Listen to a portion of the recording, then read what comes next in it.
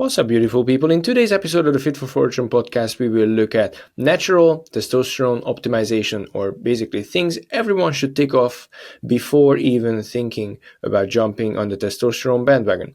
Now, I have to emphasize, the better overall health someone is in, the more optimal their entire hormonal system will be. But instead of looking at every single component of overall health, we will just look at the biggest contributors to testosterone production and basically well-being that people that are toying with the idea of jumping on testosterone often mismanage.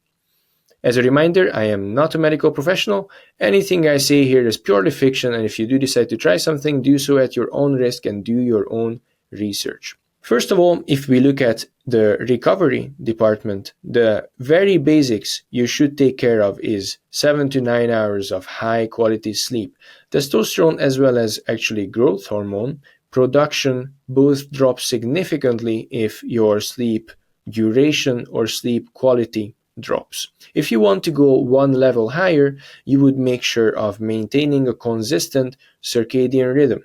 Both your testosterone production, growth hormone production, cortisol secretion, all sort of get used to the same schedule. They all revolve around an internal clock. And the more you stick to that clock, the better your hormone system again will be. The next item in the recovery list would be alcohol consumption. I obviously do acknowledge the benefits of alcohol as a social lubricant, but regular and especially regular heavy alcohol intake significantly reduces testosterone, both by just reducing production of it as well as disrupting your sleep quality, so it's a double whammy. If we go on over to the nutrition category, the first thing we need to make sure of, which is actually shocking that I have to emphasize this, but so many people don't do this despite thinking about injecting themselves with testosterone. If you want to build muscle, if you want to get stronger, you need to consume enough calories. You need to be in a calorie surplus. Second thing is, same applies to protein. At least this is something that most people that think about jumping on testosterone seem to be taking care of, the protein, but I have to just say it regardless. Next up is lifestyle factors. And this is where it gets more interesting. Xenoestrogens have a huge effect on testosterone production. Xenoestrogens are estrogen-mimicking compounds that bind to your estrogen receptors in the body, and they reduce testosterone production. Now, these xenoestrogens are certain chemicals that occur in pesticides, certain cosmetics, and just your everyday plastic, basically. Avoiding them is near impossible, but we can take certain steps to reduce exposure. Now, if you think about this, chemicals, pesticides, cleaning products, cosmetics, plastic, there are certain levels to avoiding them. If you want to, you can get organic every vegetable and fruit. You can get very specific cleaning products and fully natural cosmetics that you put on your skin. And you can make sure not to use plastic in your everyday life, but it's difficult. But I think the lowest hanging fruit here is using fewer plastic containers and opting for more glass and metal instead. And if you want the lowest hanging fruit, then for the love of God, just do not ever microwave your food in plastic, because you're literally melting plastic into your food. Obviously, you will not see the plastic container disintegrate, but it's on a small scale releasing these xenoestrogens into your food. And I hate to be this guy ruining the party, but the same applies to hot drinks. So the coffee that you get in your paper cup, the paper cup doesn't get soaked because on the inside it's lined with plastic. So actually bringing your own cup to the coffee place can be useful. Sorry to be that guy. And the last thing on the lifestyle front would be reducing/managing stress. Stress also negatively affects testosterone production. If we go over onto the training front, first of all, you have no right to think about going on testosterone if you don't train close to failure. Now, failure by definition is if you keep doing the same reps with the same effort, same intention, same tempo, same range, and eventually the reps start slowing down. If you carry on, you will get to a point where the reps start slowing down so much that they simply don't move anymore. And when you cannot move them, applying your best effort, that is failure. Now, about 2-3 reps before failure happens, these reps will start naturally slowing down. Ideally, for muscle gain, you want to be in this range. You want to be 2-3 reps away from failure on most of your sets. So you do want to get to these harder, slower reps. And this is where most people miss out, because as soon as it gets hard, they just put the weight down. If you're one of those people, learning to train to failure will benefit you more than jumping on testosterone. And second, just make sure you're not doing a body part split unless you have a really good reason for it. But instead, you're hitting muscle groups multiple times per week. A body part split is, I think, a waste of your time. And lastly, if we transfer over to the supplementation department, and here again, we will have some very interesting findings. First of all, a lot of my clients refuse to take creatine because even though it's scientifically not supported that it makes you lose hair, they sort of experience it and stop taking creatine because of it, or they read some rumors and they don't take it. Well, guess what makes you lose your hair even more? Yes, testosterone.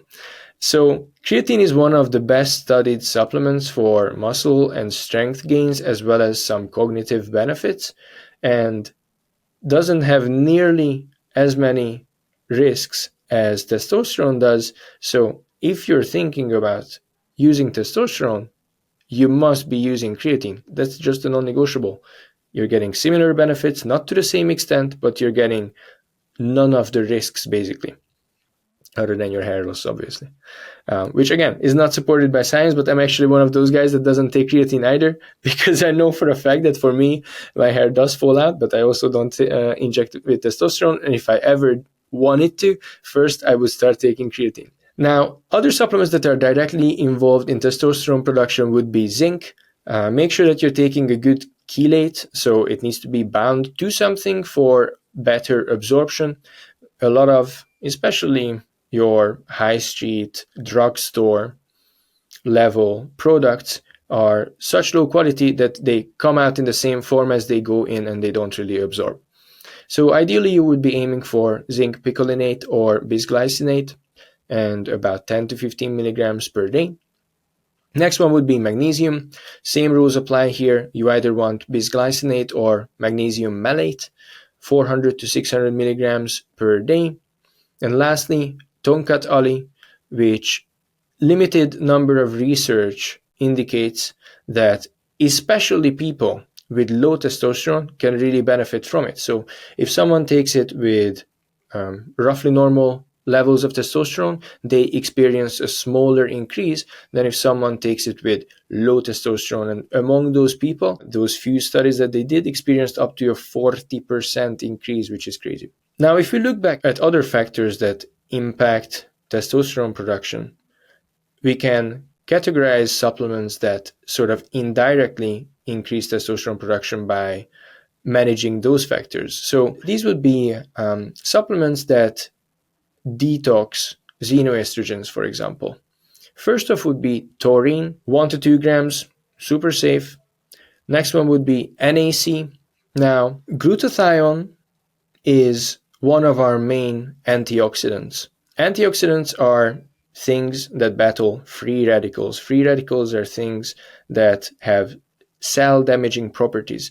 So free radicals come in, antioxidants sort of cancel them out, and glutathione is one of our main antioxidants. If you supplement with glutathione, you won't be able to absorb it. Pretty much you poop it out.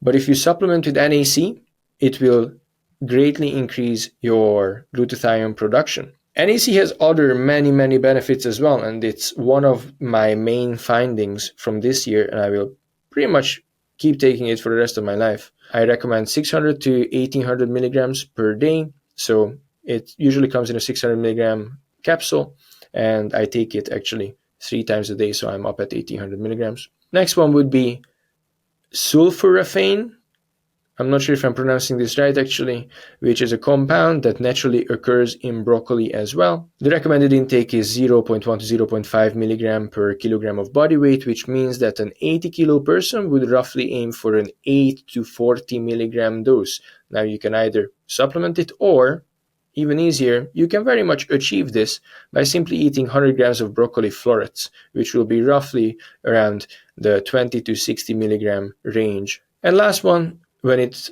comes to the detox category, would be modified citrus pectin.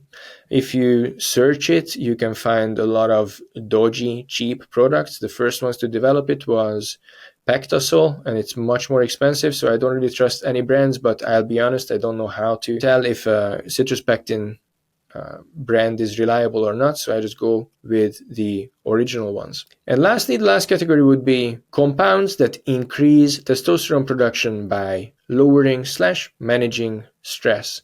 And the first on this list would be ashwagandha, which is from Ayurvedic medicine. It's just a plant that promotes relaxation. You would take it around bedtime. 600 milligrams sounds like a good serving size. And lastly, I think this is pretty new science. Certain probiotics. So first of all, we know that the gut and the brain communicate on the gut-brain axis, and your gut has a huge influence on your brain, on your mood, on your stress perception. Similar to this, certain probiotics called psychobiotics have a huge effect on your stress tolerance, and they started looking into it, and I think they provide other properties as well, and they got to a point where there's promising research that certain psychobiotics actually help even people with autism, and they reduce their sort of autism symptoms, which is really interesting. And equally, there are psychobiotics that have mood enhancing and stress resolving properties. Again, these are just probiotics, so this is just specific types of bacteria. The one that seems to be the most promising and the best studied in this department is Bifidobacterium longum, especially the 1714 strain. And actually, I'm on a special digestion protocol at the moment, but as soon as I'm done with it, I will start incorporating these psychobiotics. I hope this was useful. Any questions, let me know.